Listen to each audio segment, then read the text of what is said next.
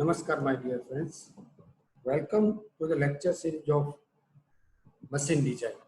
In our previous videos, you will learn about the design of gears, in which we have studied the different gears, that is the spur gear, helical gear, bevel gear, and worm gear, and the design of the different gears, and also we have solved the different examples of the gears.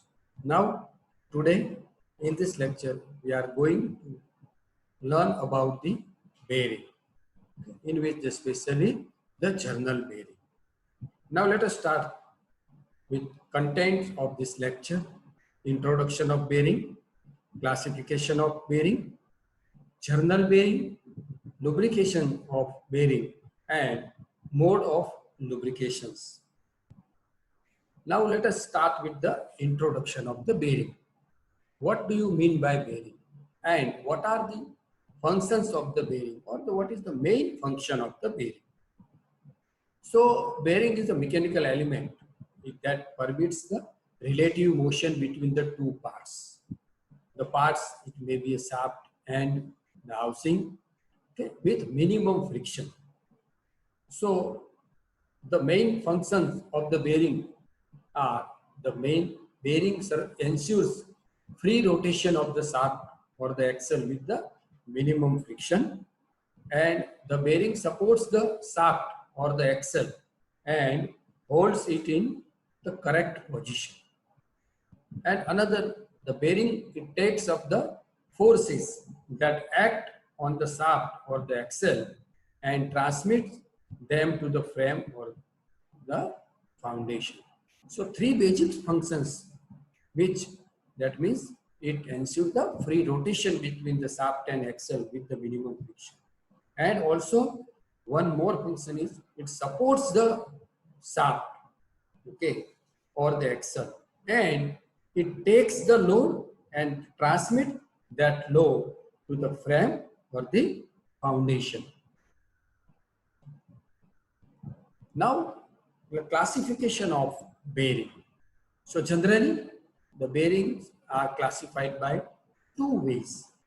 One is the depending upon the direction of force and depending upon the type of friction. Okay. So again, this depending upon the direction of force, there are two types of the bearing: radial bearing and thrust bearing. And depending upon the type of friction, there are two types of the bearing. One is the sliding contact bearing, it is also known as the journal bearing, and rolling contact bearing. Okay. Now, radial and thrust bearing. Okay. Now here you can see in this figure that this is the radial bearing and this is the thrust bearing. Okay. Now you can see what is the meaning of the radial bearing, why it is called the radial bearing. You can see this is a shaft, okay, and this is the bearing. Now you can see this load P is acting on this bearing radially. Okay, so bearing, it supports the load which is perpendicular to the axis of the shaft. Okay, so that's why such type of the bearings, they are known as the radial bearing. So depending upon the load acting on the bearing, okay, so the load acting radially on the shaft and the direction of the load is perpendicular to the axis, that's why it is called the radial bearing. Now in case of the thrust bearing, or it is known as the axial, now you can see the direction of the load is one side with the axis, or the load is axial load which is acting upon the bearing. Okay, so it is also known as the thrust bearing. So it supports the load which act along the axis of the shaft. So this is called the thrust bearing. Okay, then sliding contact bearing and rolling contact bearing.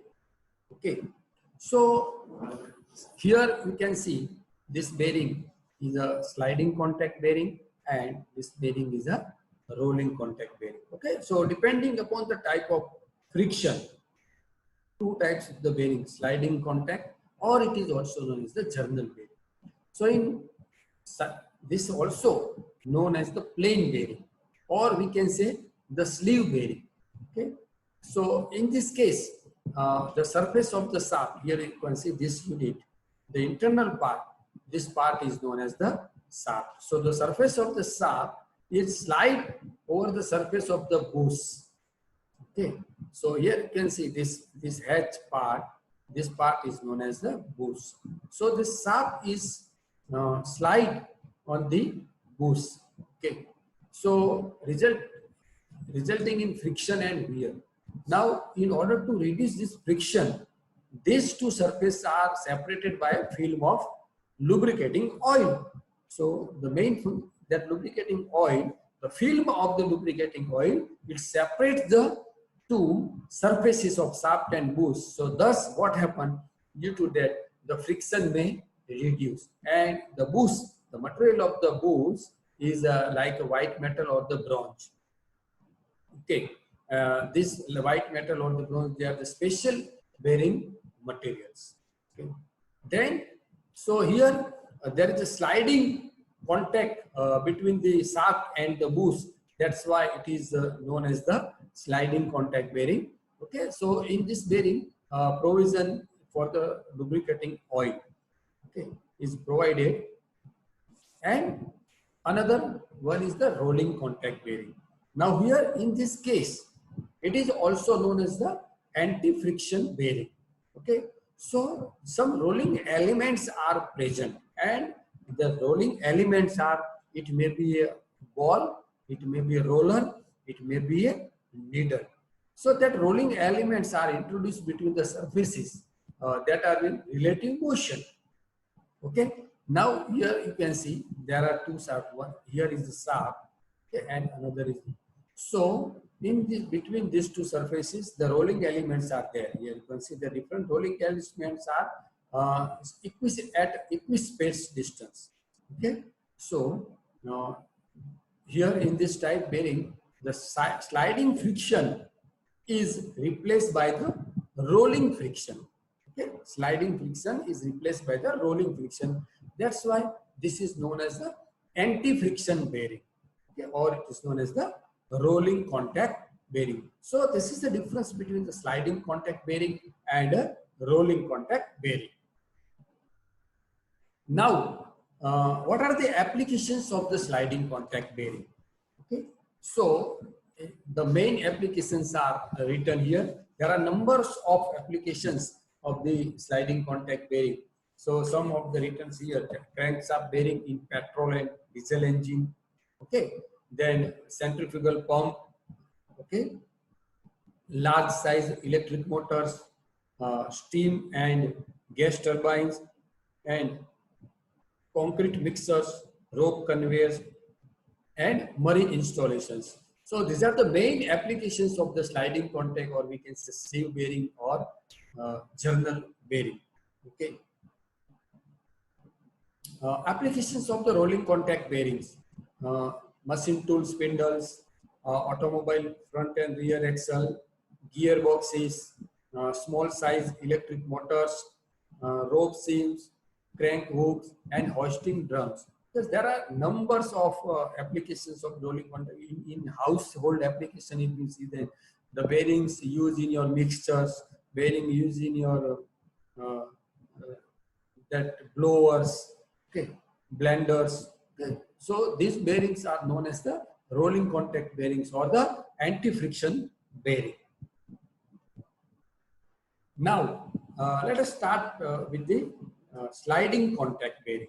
Okay, so the sliding contact bearings are of three types: journal bearing, footstep or pivot bearing, and thrust bearing. Okay, as we see. Now, first one is the journal bearing. Okay, so the bearing pressure is exerted at the right angle to the axis of the shaft.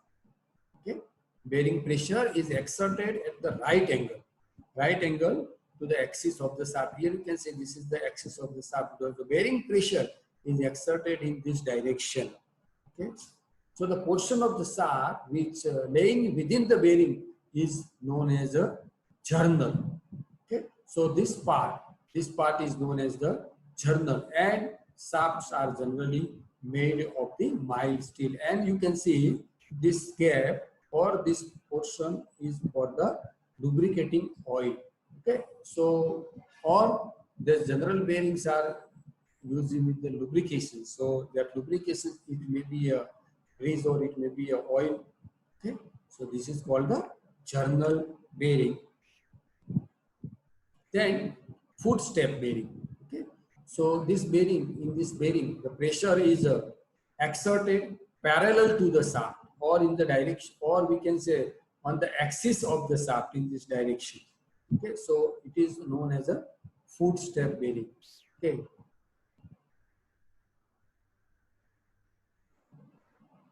then thrust bearing. Okay, so thrust bearing, supporting pressure is parallel to the axis of the shaft. Supporting pressure is parallel to the axis of the shaft and having the end thrust. Okay, so axial bearing. Okay, the load is in axial direction, and these thrust bearings are used in bevel mountings, propeller drives, turbine. Okay, here, this shaft, unlike the footstep bearing, it passes through and beyond the bearing. What is the difference between that footstep and this thrust bearing is what the footstep bearing passes through and beyond the bearing. So it is also known as a collar bearing. Okay, here in this case, single collar is there, and here it is a multiple collar bearing. So this is called the thrust bearing. Now, journal bearing lubrication. Okay, so journal bearing or sleeve bearing. Okay, the lubrication is, what is the lubrication? So lubrication is the science of reducing the friction by application of a suitable substance, and that substance is called the lubricant between the rubbing surfaces of the body having the relative motion. Okay, so main function of that lubrication is to reduce the friction between the two bodies which have the relative motion. So that lubrications, they are maybe of solid lubricants, and that medium or that substance which is used as a lubrication is called the lubricants, and it may be a solid in form of solid or in form of a semi-liquid and liquid form. Okay, so they are classified into the following three groups. That is the liquid lubricants like mineral or vegetable oil, semi-solid lubricants like grease, and solid lubricants like graphite or molybdenum disulfide. Okay, so and objectives of the lubrications are, what are the objectives of lubrications? To reduce the friction as well. Okay, to reduce or prevent the wear, to carry away heat generated due to the friction. Okay, due to the friction, when the heat is generated, so it absorbs that heat. Okay, and to protect the journal and bearing from the corrosion. Also, it used as a anti-corrosive material. Okay, so these are the basic objectives of the lubricants: to reduce the friction, to reduce or prevent wear, to carry away heat generated due to friction, and to protect the journal and the bearing from the corrosion. Okay. Now, modes of lubrications. Okay, so there are three modes of the lubrications: thick film lubrication, thin film lubrication, and zero film lubrication. Okay, so these are the three main modes of the lubrications, and they are the importance at the exam point of view. Now, let us see. First is the thick film lubrication. Okay, so this thick film lubrication it describes a condition of lubrication where the two surfaces of the bearing is in relative motion are completely separated by a film of fluid. Okay, there is no metal to metal contact between bearing and sleeve. Okay, they are completely separated by a thick film of the lubricants. Okay, so this property of surface like a surface finish or have little or no influence on the performance of the bearing, and the resistance to relative motion arises from this viscous resistance of the fluid. Okay. So therefore, the viscosity of the lubricant, it affects the performance of the bearing. So that viscosity of the lubricant is a very important properties of that lubricants which affect the performance of the bearing. Okay, so in short, we can say the thick film lubrication is mean there is a thick film of lubrication between the two contact surfaces. Okay, so both the surfaces are completely separated by each other, and this thick film lubrication is of two types. One is the hydrodynamic lubrication and another one is the hydrostatic lubrication.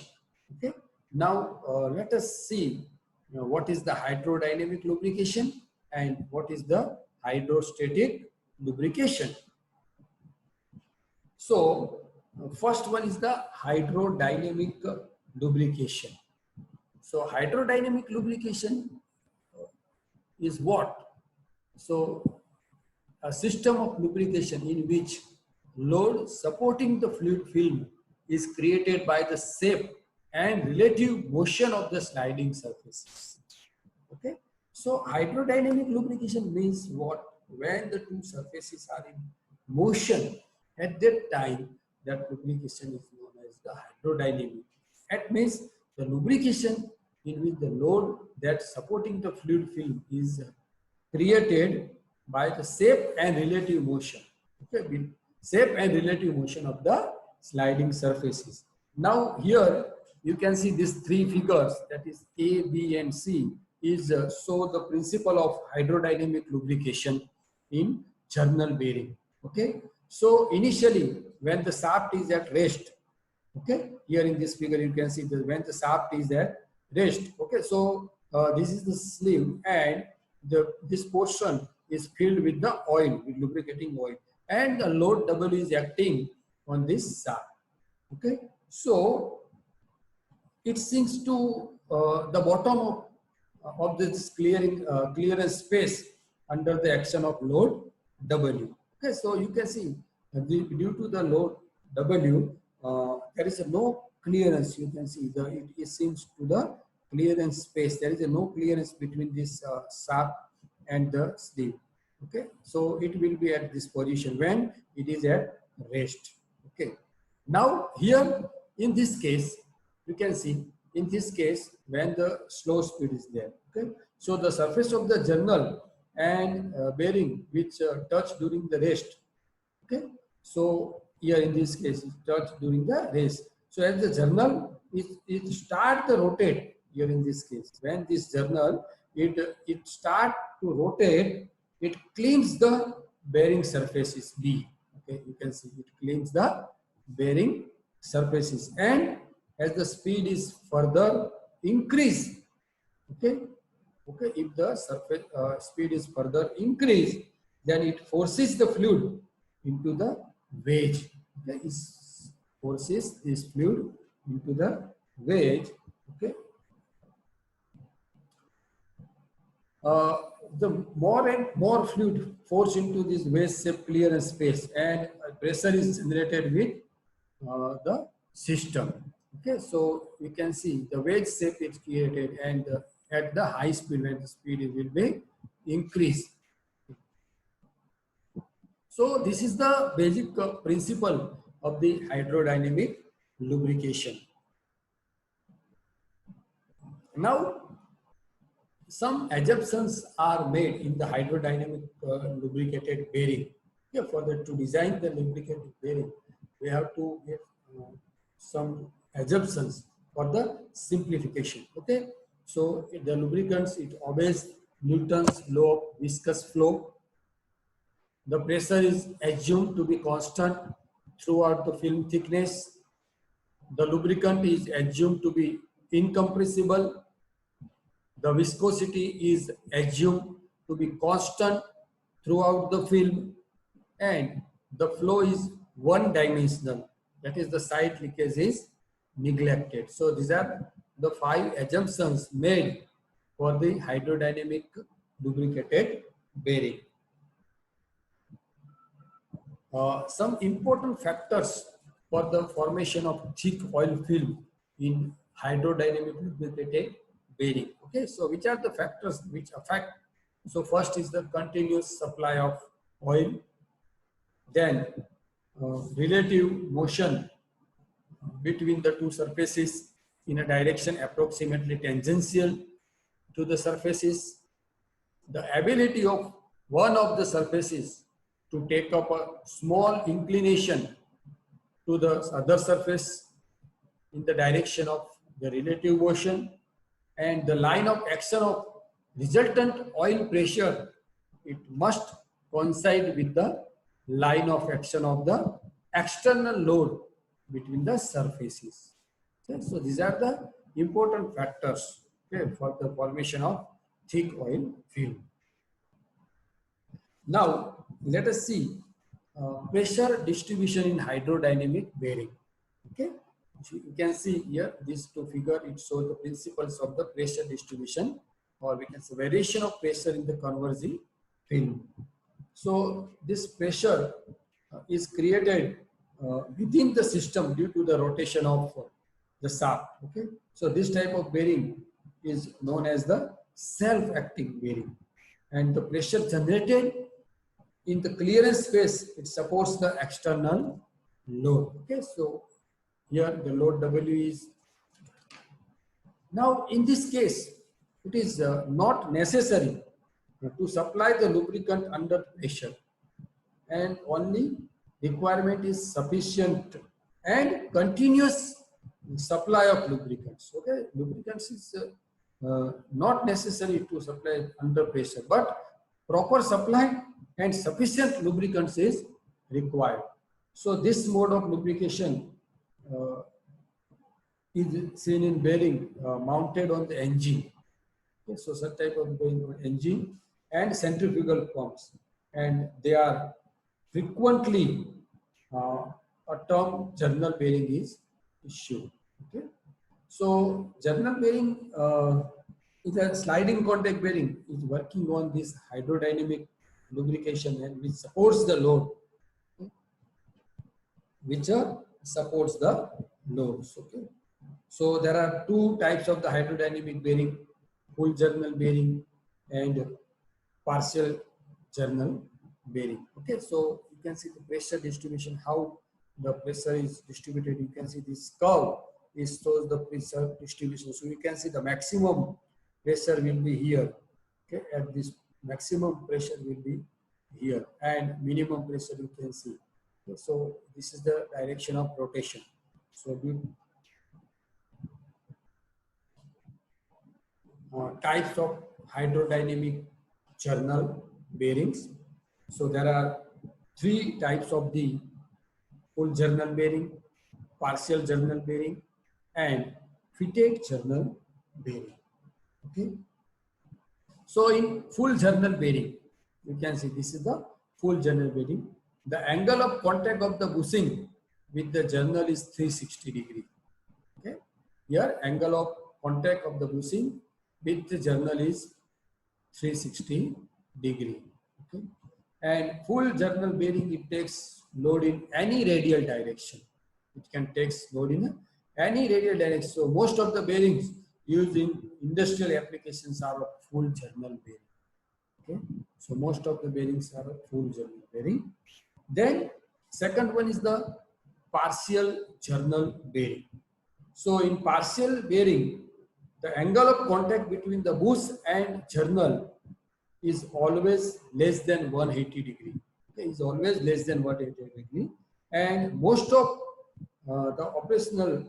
most of the partial bearing, they have the 120-degree angle of contact. Okay, so that partial bearing, it can take load in only one radial direction. It can take in this direction only. Okay, so there is no full contact, only 120 degrees. So these partial bearing are used in a railroad car. Okay, they are used in a railroad car. Then, okay, and this is a fitted journal bearing. Okay, it is a modified version of this partial journal bearing, in which also angle is 120 degree. Okay, angle is 120 degree. Here, what is the difference between this fitted and partial? You can see here the journal size. Okay, journal size is less than the bearing size.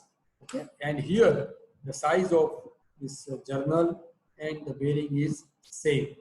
Okay, you can see.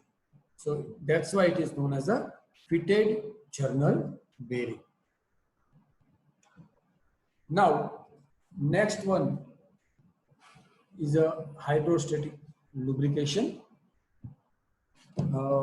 Before this hydrostatic lubrications, let us understand what are the advantages of that partial bearing compared to the full journal bearing. So partial bearing is simple in construction, okay, and it is easy to supply lubricating oil in one partial bearing, and the frictional loss in partial bearing is less, therefore temperature rise is low. Okay. And also, now let us see the hydrostatic lubrication. Okay, so hydrostatic lubrication is defined as a system of lubrication in which the load supporting fluid film is separating the two surfaces is created by an external source, like a pump is supplying the sufficient fluid under pressure, is called the hydrostatic lubrication. In case of the hydrodynamic lubrication, what happened? The fluid is supplied normally, not by pressure. Okay, but here the lubricants is supplied by a external pressure, okay, or by pump. So here in this lubricant is supplied under the pressure. So this type of bearing is called the externally pressurized bearing. Okay, so you can see this is the principle of the hydrostatic bearing. So as this pump, okay, the pump is provided here. So as this pump is start, the high pressure fluid, okay, here high pressure fluid is enter into the or admitted in the clearance space. Okay, so forcing the surface of this bearing and journal to separate out. Okay, so here in case when there is no supply of the lubricants at that time, the two surfaces are with each other, they are in contact with each other. Okay, now when we start this pump, at that time the oil will admit forcefully, so it will separate two surfaces. Okay, and this oil will separate all the surfaces. So these hydrostatic bearing are used on vertical turbo generator, centrifuge and ball mills. Okay, so compared with this hydrostatic bearing, the hydrodynamic bearings are simple in construction and easy to maintain and lower initial as well as the maintenance cost. Okay. Then the hydrostatic bearing, they are although costly, but some advantages of this hydrostatic bearings are the high load carrying capacity even at low speed, okay, no starting friction and no rubbing action at any creating speed or load. Okay. Then thin film lubrication. Okay. So thin film lubrication, which is also called the boundary lubrication, is defined as the condition of lubrication where the lubricant film is relatively thin and there is partial metal to metal contact. Okay. So in case of that thick film lubrication, there is a no metal to metal contact, but here the partial metal to metal contact between two surfaces. So this mode of lubrication is in door hinge and machine tool slides. So the conditions resulting in boundary lubrications are excessive load, insufficient surface area or oil supply, low speed and misalignment. Okay. So the mechanism of this boundary lubrication is shown here. You can see. So there are certain fatty acid which contains the polar molecules. Okay, which contain the polar molecules. So these molecules in which there is a permanent separation of positive and negative charges are called their polar molecules, and their polarity has tendency to orient and stick to the surface in particular fashion. Okay, so the clusters of polar molecules which cohering to one another and adhering to the surfaces. Okay, so these are the polar molecules. From the compact film which prevents metal to metal contact. Okay, as seen here too in figure B here at this part portion B, okay, which prevent the metal to metal contact. So this results in the partial lubrication. So there is also zone or the region where metal to metal contact take place. Okay, so junctions are formed at high spots and the shearing takes place due to the relative motion. So the performance of this bearing under boundary lubrication, it depends upon the two factors, and which are the chemical composition of the lubricating oil, such as polar molecules, okay, at this region B, and surface roughness, okay, so at this region A. So this hydrodynamic bearing it also operates under the boundary lubrication when the speed is very low or when the load is excessive. Okay.